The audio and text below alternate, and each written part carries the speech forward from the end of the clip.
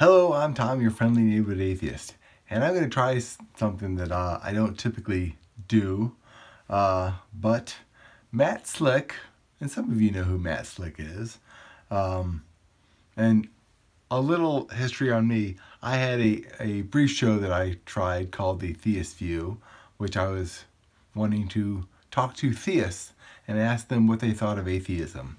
I had like 30 or so questions. I invited Matt Slick, tried it a few times, but he did not respond.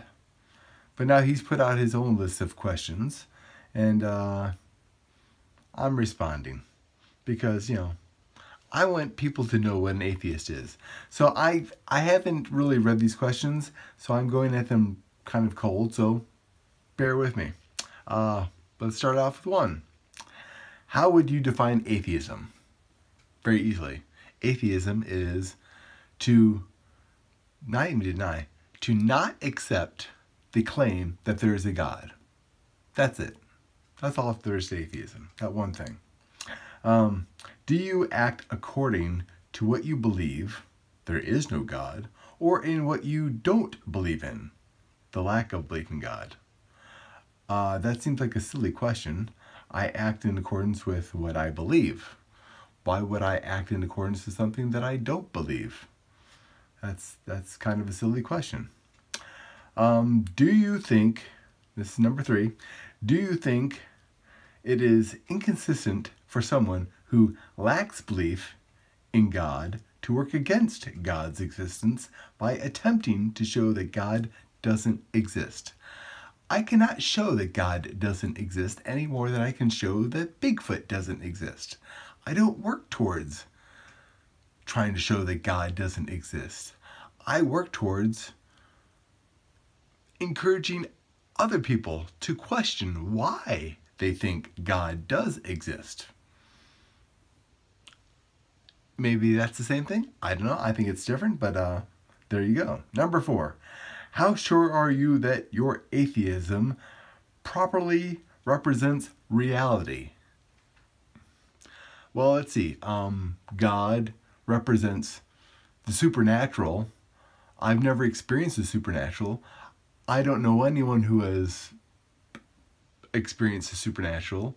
There's never been any evidence of the supernatural. So that only leaves the reality that we've all experienced. And I've experienced reality without the supernatural. God is the supernatural. Therefore, Does that answer the question? How sure am I? I'm 100% sure that atheism represents reality, because reality is all we got. The supernatural is not reality. God is the supernatural. There you go. Number 5. How sure are you that your atheism is correct? Again, that's a dumb question. Correct? I don't think there is a God. How much more correct? I mean, that is not a right or wrong. You can't be, I mean, how correct are you that you believe that there's a God? You can't be. I mean, that's a silly question. Is it correct? It's correct for me. There you go. Number 6. How would you define what truth is? What truth is? That's a tricky question. Truth is something that is backed up by reality or backed up by facts. 2 plus 2 is true. Or 2 plus 2. 2 plus 2 equals 4 is true. X plus Y equals 4, that's up for debate. So, truth is a tricky thing.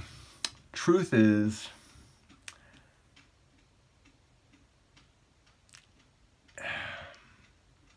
you got me there, because I can call what truth is if I have a specific example to go by. But just generically, what's truth? It's a little bit too generic. Number 7. Why do you believe your atheism is justifiable position to hold? Well, let me put it to you this way. If nobody told you about God, if God were never brought up, you would not believe in God. You would not, God wouldn't come up. God would probably not be something that occurred to you. And if a God did occur to you, it would probably be something completely different than any other God. So, that's pretty justifiable. Atheism is the absence of a belief in God. Well, and that's part of what atheism is. So it's justifiable to trust what atheism is, because if somebody doesn't tell you what God is, God doesn't exist for you. Number 8. Are you a materialist or a physicalist? Or what? Or what? I am a realityist. I accept reality as I perceive it. A lot of people say this could be the Matrix. It could be the Matrix, but this is the reality that we know. I accept this reality. The supernatural doesn't exist in my reality. So, materialist or physicalist, I know what they mean, but it's getting a little bit too metaphysical. I mean, that's just too little. That's kind of a woohoo question. I believe in reality. That's what I am. I'm a realist. Number 9. Do you affirm or deny that atheism is a worldview? Why or why not? I don't. I think worldview is very specific to every single person. I don't think your worldview as a Christian is the same as your neighbor's worldview as a Christian, or your other's neighbor who's a Jew, his worldview is different, or the Catholic across the street, or the Muslim down the street, or the other Christian that lives on the next block. Every single person's worldview is specific to that person. Your worldview may be informed by what your beliefs are, but it is not dictated by what your beliefs are. Your worldview is dictated by your experience. And religion is part of your experience, or lack thereof, but it isn't what dictates does not dictate what your worldview is. So your worldview is dictated by your experience, not your religion, though religion is part of it. So let's see. Number 10. Not all atheists are antagonistic to Christianity, but for those of you who are, why the antagonism? The same reason, well, the same can be said for Christians. Not all Christians are antagonistic towards atheists, but those are, like I think Matt is. Why are you? A small percentage of every single group, no matter what the group is, a small percentage is very outspoken and very antagonistic. That's just how groups work. And there's a large majority that says nothing, that just sits by and watches the show.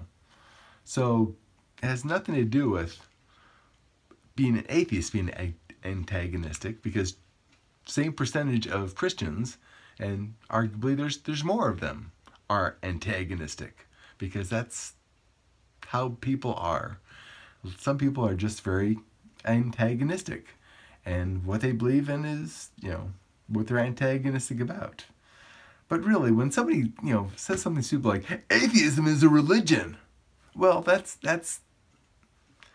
baiting. That's baiting. You're trying to get people worked up. So, Matt, things like that make people antagonistic. So, there you go. Number 11. If you were at one time a believer in the Christian God, what caused you to deny his existence?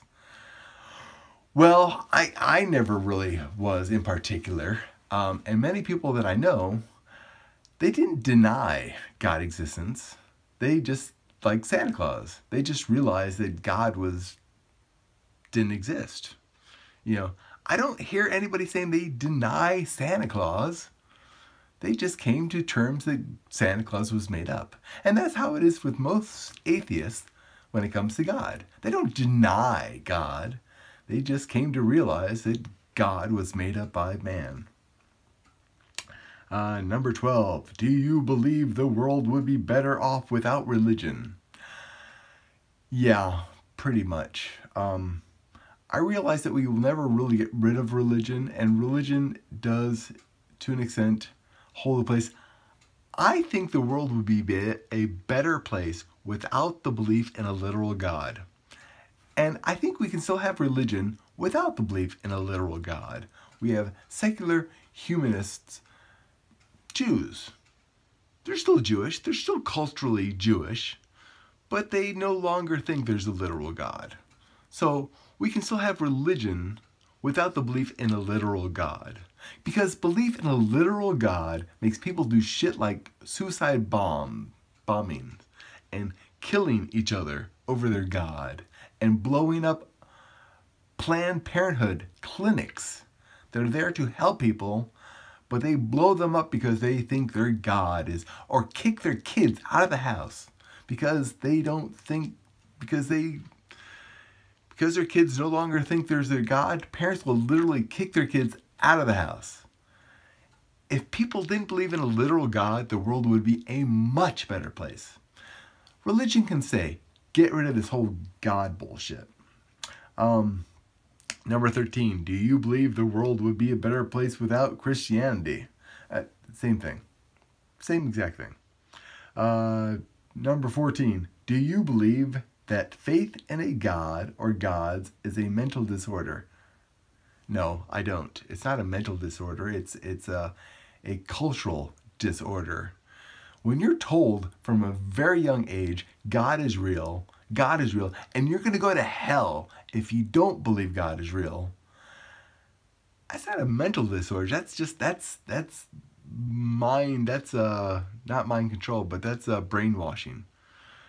Believing in God is not a mental disorder. It's the effects of being brainwashed. You have to brainwash somebody to make them believe that there is a literal God. So there you go. Number 14? No. Number 15. Must God be known through the scientific method? There's no evidence for God. How do you test for you? The scientific method, you at least have some idea of what you're testing for. Because that's what the scientific method is. It's a method of testing to see whether or not something is real or correct or feasible. It's a method of testing. But you have to have some point of reference, some starting point to test. And you can't test for God. What are you testing for? If you can't figure out what to test for, you can't use the scientific method to test for it. If you can figure out how to test for God, then maybe we can use the scientific method to figure out whether or not God is real. Good luck with that. Number 16. If you answered yes to the previous question, then how do you avoid a category mistake by requiring material evidence for an immaterial God? Again, an immaterial God. If there's nothing there to test, how do you test for it? You know, God used to be a personal God. He used to be involved in mankind. Now God is beyond space and time. You can't test for beyond space and time. At least not yet. You never know. We may get to that point, and then God will move beyond that. Because that's what keeps happening. Every time things that were attributed to a God have been shown to have a natural cause, God has moved beyond that point. The goalpost keeps moving. Heard that one before, haven't you? Let's see, number 17. Do we have any purpose as human beings? No, we have no purpose as human beings. We are just animals on this planet, just like every other animal on this planet. We exist beyond that, we have no purpose in relationship to the universe. Now, to our friends and family, we have great purpose. And we have, our own purpose. Our purpose is to be happy and make others happy. We have purpose in context to ourselves and to the people around us. But to the universe, we're meaningless. The universe does not care about us.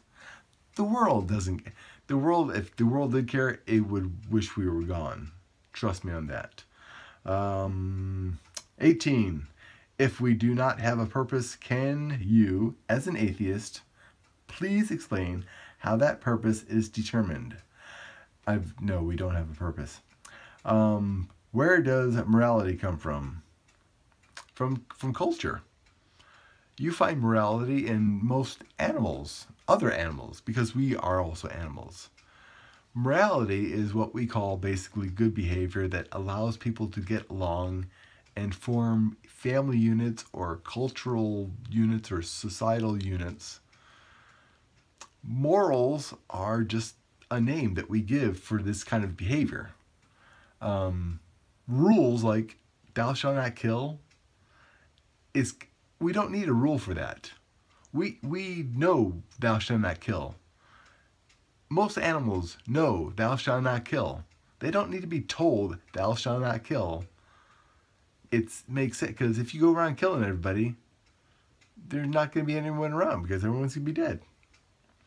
Let's see. Number 20. Are these morals absolutes? No. Especially when you consider the fact that let's take bathing suits, for example. Showing your knees used to be immoral. Hell, I think if with Mormons it's still immoral. But now it's fine, for the most part. What is called morality has changed up and down throughout the existence of man. What's right and wrong has changed. So no, they're not absolutes. Even killing is not an absolute, because obviously if somebody's trying to kill you, you get a pass on killing them because and times of war and all that bullshit with soldiers killing each other. So there's, morals are not absolutes. They are conditional. Let's see, number 21. If there are moral absolutes, could you list a few of them? I just listed a bunch of stuff showing that they are not absolutes. 22. Do you believe there is such a thing as evil? If so, what is it?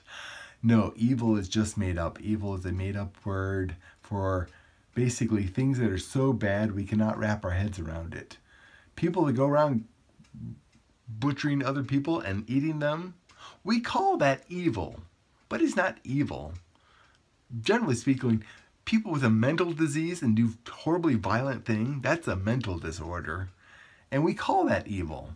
In fact, we used to call people with epilepsy possessed by demons because we didn't understand it. We call that evil. There is no evil. Evil is just a word to describe things that are so horrible we cannot wrap our minds around it. Other than that, evil is just, it does not exist. Let's see, number 23. If you believe that the God of the Old Testament is morally bad, by what standard do you judge that he is bad? Have you read the Old Testament? You know, Matt, that is a badass God, and you give it a pass because it's God, but that's a horrible, monstrous God. You know what I'm talking about, so I'm not even going to go there. Let's see, number 24. What would it take for you to believe in a God? Again, a very tricky question. To say hello, to, I don't know, take control of all TVs throughout the world and say, hi, this is God, and be whatever language it needs to be in for people to understand that it is God. I don't know, to find scriptures that were 5,000 years old, describing how things are right now. The Bible, if the Bible gave anything that was even remotely clear in this day and age, maybe that might be some indication. But the Bible makes no sense in today's standards. And for God that is beyond space and time, you think something could be written 2,000 years ago that would have made some sense now. But there's nothing. There's nothing that has been put forth by any kind of scriptorial, I don't know what the word. If there's a God that is beyond space and time, laying something, saying hello. I mean, really, just, it would have to be big. I'll give you that. But it shouldn't be so mysterious that you have to say, oh, DNA is proof that there is God. If it was written in English or some language made by God, you could say that. But just calling something made by God doesn't mean it's made by God, and it is not proof. So something dramatic and something everyone experiences equally. Again, that is the main problem with religion, is everyone experiences it differently. Every religion teaches it differently. Every church teaches it differently. If they all taught it the same way, the same thing, maybe that would be proof of something. I don't know. Number 25. What would constitute sufficient evidence for... Oh, did I recover that one? Number 26. Must this evidence be rationally based? Archaeological? Testable in a lab? Etc.? Or what? I kind of covered that. Yeah, it would have to be something that everyone experiences equally. That everyone would see it and experience it and acknowledge what it was the same way. One person going, I had an experience with God. 100 people saying, I had an experience with God. But all having a very subtly different story. If you had the world experiencing God in the same way, at the same, not even at the same time, but, you know, experiencing God in the same way, then that might be proof. But, you know, again, good luck, because it's your God. It made the universe. It could do that. It seems pretty simple. Number 27. Do you think that a society that is run by Christians or atheists would be safer? Why? Christians or atheists would be safer. Why? Actually, to be quite honest, I don't think there'd be that much difference. Christians of 200 years ago, it's much safer run by atheists, because atheists were much better people 200 years ago than Christians. Christians were really, they were the Muslims. They were what the, radical Muslims are now. They were doing horrible, horrible things. So 200 years ago, yes, it would have been much safer had society been run by atheists. Now, most Christians are, again, be Christians, just stop thinking there is a literal God. Because God makes people do stupid things. When you think you're doing something for God, you're doing something for yourself. You're doing something for something that is in your head. You're doing something for something that is made up. God is made up. There's no evidence God is real. God is made up. When you're doing something, when you say you're doing something for God, you're not. You're doing something for something that is made up. Because even if there is a God, I'm 100% sure it is not the Christian God.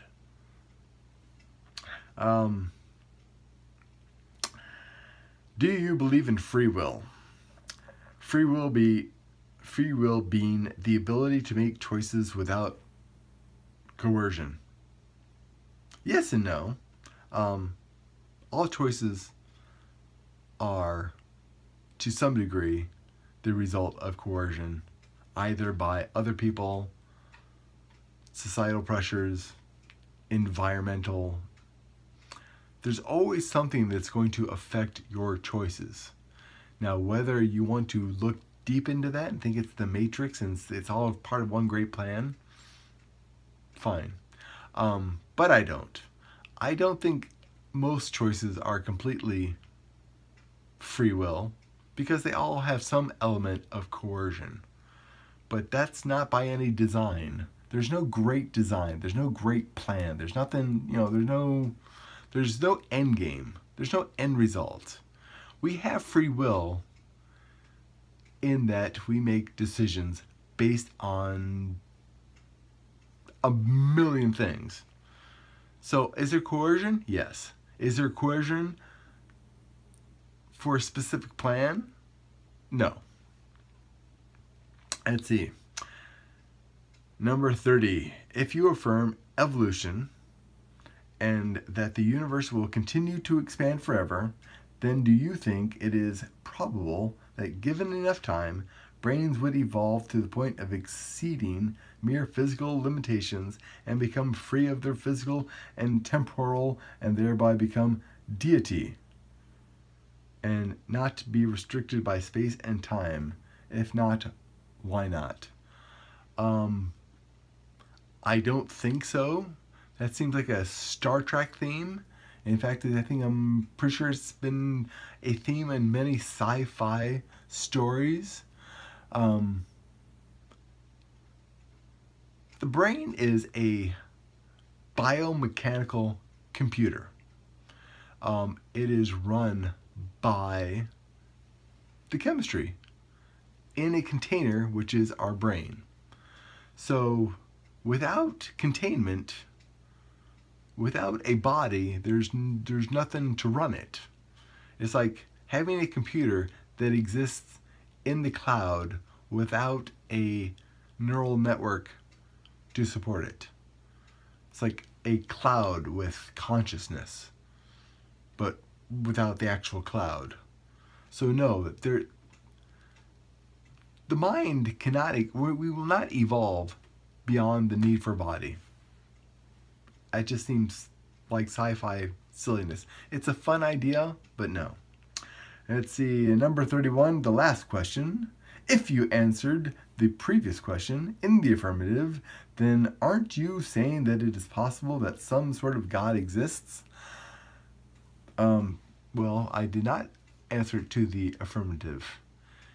And again, I'm not saying that it is impossible for some sort of God to exist. I'm just saying that it is highly, highly, highly improbable. And as improbable as it is that any God exists, it is astronomically more improbable that the God that you choose to think exists actually exists. So that I can be, can never be 100% sure of anything, because there's always some shadow of a doubt. But as sure as I can be, I am sure that your God does not exist. Some God might exist beyond space and time, but it doesn't give a damn about you. It doesn't. If it created the universe, it's a huge universe, and there's probably life on thousands, if not millions, of other planets. So the chances are the God that you came up with being the God that actually exists just seems silly to me.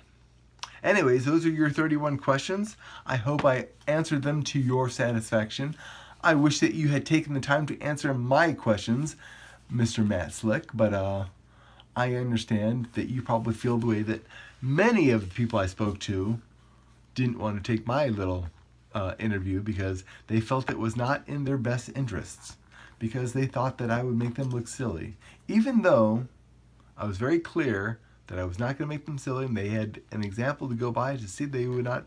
I even offered up the questions to show that I was not out to make anyone look silly, because I think deep down you and most of them No, you make yourselves look silly. Anyhow, so I'm Tom, your friendly neighborhood atheist, and those are my questions to Matt Slick's questionnaire. And, interesting. Hope you thought so.